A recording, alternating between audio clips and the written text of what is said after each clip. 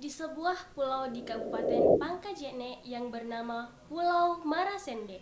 Pulau yang dipenuhi dengan banyaknya pohon kelapa serta kerang-kerang indah yang membuat wisatawan takjub dibuatnya.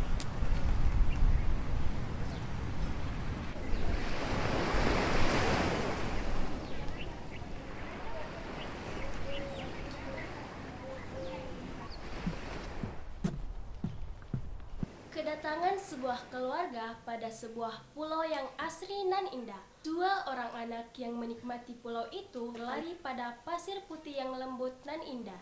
Sehingga muncul teriakan yang membuat warga panik dan cepat menghampiri anak tersebut. Jangan! Apakah kamu baik-baik saja? Kenapa kakek melarang Sila untuk membunuh Lipan itu? Sini, kakek ingin bercerita.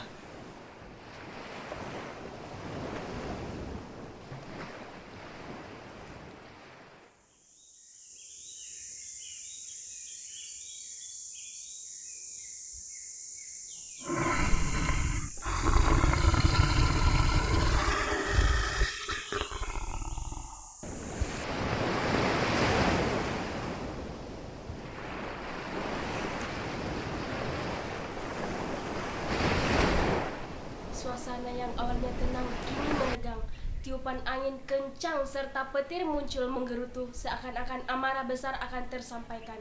Seluruh warga panik dan berlarian. Lipan tersebut menghancurkan seluruh kapal yang ada pada pesisir pulau tersebut.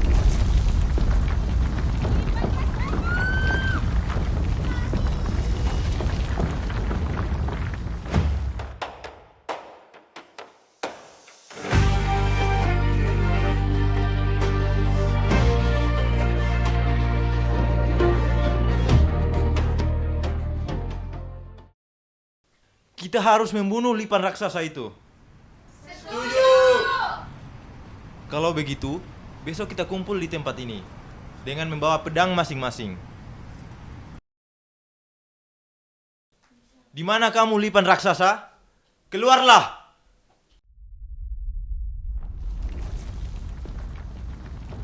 Kenapa kalian memanggilku? Apakah kalian sudah siap aku jadikan santapan makan malamku? Hahaha. Semuanya serang! Kalian begitu lemah. Hanya begitu kekuatan kalian. Dasar lemah. Tentang Lipan raksasa pun dimulai. Terdengar ke seluruh warga, warga pun panik dan segera melaporkan kejadian itu kepada salah satu prajurit yang sedang bertugas pada pulau itu. Setelah melaporkan kejadian tersebut, prajurit pun segera membuat sebuah surat yang berisi tentang keluhan para warga mengenai Lipan raksasa ini dan dikirim melalui burung elang. Begitu surat yang berisi keresahan warga telah sampai ke istana, prajurit langsung sigap memberikan surat itu ke raja. Ada apa yang mulia? Kenapa, Raja? Apa yang terjadi sehingga Anda mengirim kami berdua? Saya tugaskan kalian berdua pergi ke Pulau Marasende. Hari ini, kalian akan siap-siap ke sana. Ada Lipan raksasa yang berbuat kekacauan di sana. Makhluk itu menyerang warga sampai ada korban jiwa. Kita tidak bisa membiarkan ini, karena nanti banyak korban yang berjatuhan.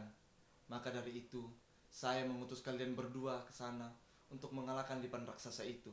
Beberapa saat kemudian, dua pendekar itu langsung bersiap di pelabuhan untuk melakukan perjalanan panjang menggunakan kapal bersama beberapa prajurit kerajaan. Mereka berlayar dari malam dan akhirnya setelah perjalanan panjang di siang hari menjelang sore, mereka sampai di Pulau Marasende dan dua pendekar itu melihat pulau itu sangat kacau. Hei, apakah kamu baik-baik saja? Apa ada yang terluka? Kota kami, pulau ini, hancur akibat Lipan raksasa itu. Saya terlambat ikut rombongan warga yang menyelamatkan diri. Makanya saya di sini bingung mau kemana. Kami tahu, kami adalah utusan dari Raja Bugis untuk mengalahkan. Tiba-tiba ada suara menggerutu berasal dari semak-semak pulau tersebut. Siapa lagi yang akan berani melawanku? Hahaha. Jangan sombong Lipan raksasa, lihatlah, Hari ini adalah hari terakhir kamu mengganggu warga di pulau ini. Baso mengira sudah berhasil melukai si Lipan, namun ternyata Lipan itu sama sekali tidak terluka apalagi berdarah. Lipan raksasa memamerkan taringnya, lalu menyerang Baso. Untungnya Baso berhasil menghindar. Giliran Cao yang menyerang si Lipan. Cao mengeluarkan pedang ke bagian kepala Lipan, namun Cao kalah cepat. Lipan lebih dulu melukai Cao dengan antenanya. Cao terlempar dan tersungkar di pasir. Kita harus mencari titik lemahnya. Benar, sekuat apapun musuh pasti punya kelemahan. Baso, hati-hati. Kita tidak tahu kekuatan apa yang ada di dalamnya. Sehingga akhirnya Baso dan Cao menyadari bahwa mereka belum mencoba menyerang perut Lipan raksasa tersebut. Mereka pun mencoba terus melawan Lipan itu, hingga akhirnya berhasil menendang perut sang Lipan. Baso kembali menyerang perutnya dengan pedang, dan Lipan raksasa pun berhasil dikalahkan. Dan disitulah Lipan itu terjatuh. Sorak warga sangat senang dan berterima kasih kepada dua pendekar yang telah berhasil memusnahkan Lipan raksasa tersebut. Namun saat semua orang sedang bersorak, salah satu warga tiba-tiba menyadari sesuatu yang aneh. Tubuh Lipan raksasa yang telah mati itu perlahan retak.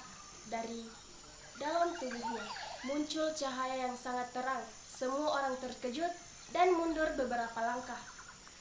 Ketika tubuh Lipan itu akhirnya terbuka, sebuah batu bercahaya yang belum pernah dilihat siapapun sebelumnya. Dari kesalahan lahirlah kesadaran, dari kehancuran tumbuh harapan. Manusia dan alam bukan untuk saling melawan, tetapi untuk hidup berdampingan. Sejak saat itu, batu tersebut disimpan sebagai penjaga Pulau Marasende, dan kisah keberanian dua pendekar itu terus diceritakan dari generasi ke generasi.